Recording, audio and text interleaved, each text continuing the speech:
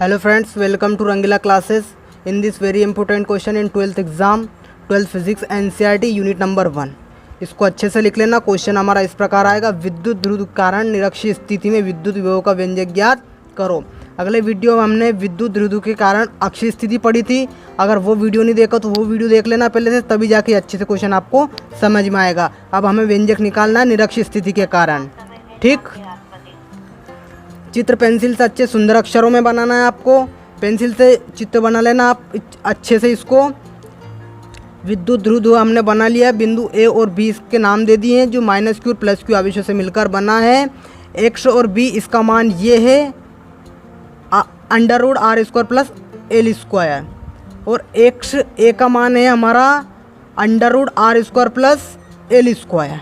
ठीक, बिंदु ए और बी के मध्य केंद्र ओ है, जिसके मध्य की दूरी 2l है। ये एक के लिए है, एक के लिए है, तो दोनों को जोड़कर हो जाएगा हमारा 2l। ये हमारी दूरी हो चुकी है। जो अब हमने चित्र में संरचना की है उसके बारे में हमने थोड़ा लिखा है, तो इसको अच्छे से लिख लेना, समझना इसको। ठीक, माना ए बी एक विद्युत ध्रुव है जो प्लस क्यू आवेश और माइनस क्यू आवेशों से मिलकर बना है, जिसके बीच की दूरी 2l है, जिसके मध्य बिंदु O से R दूरी पर निरक्षीय स्थिति में एक बिंदु X रखा है, जिस पर विद्युत विभव की गणना करनी है। ठीक, ये हमने रचना इसको चित्र को देखकर ही की है। ठीक, समझना एक बार और। माना ए बी एक विद्युत ध्रुव है, ये ए और बी, जो माइनस क्यू और प्लस क्यू आवेशों से मिलकर बना है। ये माइनस क्यू, ये प्लस क्यू। ठीक, जिनके बीच की दूरी 2l है, ये 2l दूरी है हमारी, जिसके मध्य बिंदु O से R दूरी पर निरक्षीय स्थिति में बिंदु X रखा है।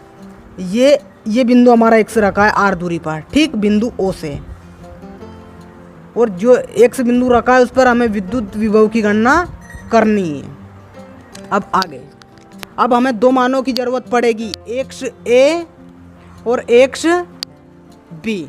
ठीक, इन दो मानों की हमें ज़रूरत पड़ेगी। हम इनको ऐसे भी लिख सकते हैं, बी एक्स भी लिख सकते हैं, ए एक्स भी लिख सकते हैं। ठीक, अब ए एक्स का मान हमें और बी एक्स का मान हमें चित्र में दे रखा है, तो हम उसको यहाँ पे लिख लेते हैं। ठीक, एक्स ए का मान है हमारा under root R square plus L square, इसका मान हमारा R square plus L square. ठीक, ये दोनों मान की हमें ज़रूरत पड़ेगी। आगे देखना आप। अब पहले हम प्लस क्यू आवेश के कारण बिंदु X पर विद्युत विभव V1 निकालेंगे। तो यहाँ पे लिख लेंगे प्लस क्यू आवेश के कारण बिंदु X पर विभव V1 है। ठीक, सूत्र हमने अभी अक्षीय स्थिति में पढ़ा था अगले वीडियो में, सूत्र हमारा वही रहेगा, V बराबर 1/4πε0 Q/D। ठीक, ये हमारा सूत्र है। V1 हम V1 के लिए प्लस क्यू आवेश के कारण V1 के लिए निकाल रहे हैं, तो यहाँ पे V की जगह V1 रखेंगे मान। V1 बराबर 1/4πε0 प्लस क्यू AX D हमारी दूरी रहती है। दूरी हमने देख ली थी, हमने आपको बताया था दूरी क्या है हमारी D बिंदु की, तो उसका ये मान है हमारा V1/4πε0। ये हमने वैसा का लिख लिया, ये Q वैसा का वैसा ही। AX के मान हमने निकाले थे, ये ऊपर हमने AX और XB के मान निकाले थे, तो उनके स्थान पर हम मान लिख देंगे क्या, under root R square plus L square. चूँकि में लिख देंगे अपन AX बराबर होता हमारा अंडर रूट में R square plus L square. ठीक, ये आपको बेसिक आना ही चाहिए, बेसिक हम आपको नहीं बता सकते हैं, समझना इस बात को। ये हमारा समीकरण नाम एक इसे हम दे देंगे। ये V1 के कारण विभव हमारा x बिंदु पर निकल चुका है प्लस q आवेश के कारण। अगला विभव हम निकालेंगे V2 माइनस q आवेश के कारण बिंदु x पर, ठीक है। माइनस q आवेश के कारण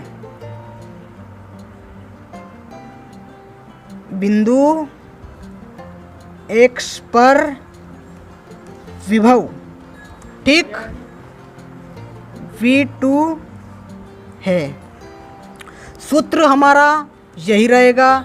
जिस प्रकार इस सूत्र में V1 का मान रखा था हमने, वैसे V2 का मान रख देंगे, ठीक। देखो फ्रेंड, बेसिक आपको आना ही चाहिए। आपने 10th 11th पढ़ा होगा। यहाँ पे सिर्फ आपको रास्ता आपको आना चाहिए, यहाँ पे मंजिल बताई जाएगी आपको। समझ रहे हो मेरी बात को? आप ये मत समझना कि सर हमें समझ नहीं आ रहा, ये नहीं आ रहा, वो नहीं आ रहा। बेसिक आपको आना ही चाहिए। बेसिक हम नहीं पढ़ा सकते हैं आपको, ठीक। जिस प्रकार हमने V1 के मान रखे थे वैसे V2 के रखेंगे, ठीक है। V2 बराबर 1/4 पाई एप्सिलॉन 0 माइनस q आवेश के लिए लिख रहे हो तो minus q upon X B. D में जो हमने जो सूत्र है हमारा वहाँ पे डी है तो डी की जगह हम रखेंगे एक्स बी, क्योंकि माइनस q आवेश के कारण निकाल रहे हैं, ठीक है, माइनस q आवेश के कारण। तो V2 बराबर 1/4 पाई एप्सिलॉन 0 माइनस q वैसा का वैसा ही अपॉन में एक्स बी के मान हमने निकाले थे 2, तो उसकी जगह हम मान रख देंगे under root R square plus L square, समीकरण नाम दे देंगे 2। चूंकि में हम लिख देंगे एक्स बी का मान हमने निकाला था अंडर रूट में R square plus L square. यहाँ पे लिख लेना अच्छे से, ये हमने मान निकाला था। समीकरण 2 नाम हमने इसे दे। अब आगे क्या करना हमें, जिस प्रकार अक्षीय स्थिति में हमने कुल विभव निकाला था बिंदु x पर, उसी प्रकार यहाँ पे भी निकालेंगे। माना कुल विभव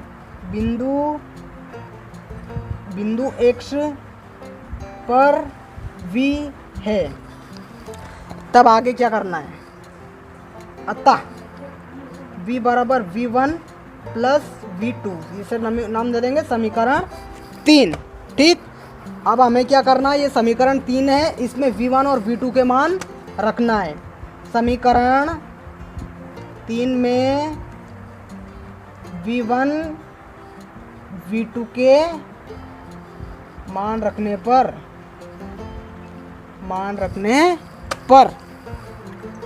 अब समीकरण 3 में हम V1 और V2 के मान निकाल लिए, वो रख देंगे, ठीक। समीकरण 3 में मान रखने पर V बराबर V1 का मान हमने निकाला था। V1 का मान आप समीकरण 1 देख लेना, ठीक है। उसका मान ये है 1/4 pi epsilon 0 plus Q upon में अंडर रूट में R square plus L square, ठीक। समीकरण 2 V2 का मान है हमारा 1/4 pi epsilon 0 minus Q upon में under root R square plus L square, ठीक। अब हमें क्या करना है आगे, 1/4 पाई एप्सिलॉन 0 को कॉमन ले लें। जो ये 1/4 पाई एप्सिलॉन 0 है ना, ये इसको एक जगह ले लेंगे, कॉमन ले लेंगे हम यहाँ पे। तो ये हमने कॉमन ले लिया है, ये वैसा का वैसा ही। यहाँ पे क्या बचा हमारा Q बचा अपॉन में R square plus L square under root में प्लस ये वैसा का वैसा ही।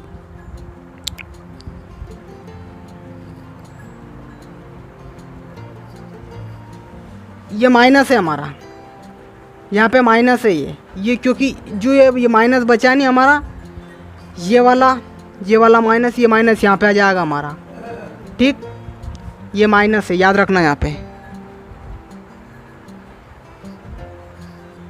Q अपॉन अंडर रूट में R square plus L square, ठीक। अब माइनस प्लस कट जाएंगे, ये कट चुका इससे ये है। अब हमारा V बराबर बचे क्या 0। ये हमारा निरक्षीय स्थिति में विद्युत द्विध्रुव के कारण गणना हो चुकी है, ठीक। ये हमारा आंसर है। तो यहाँ पे हम लिख देंगे अतः यही निरक्षीय स्थिति का व्यंजक है।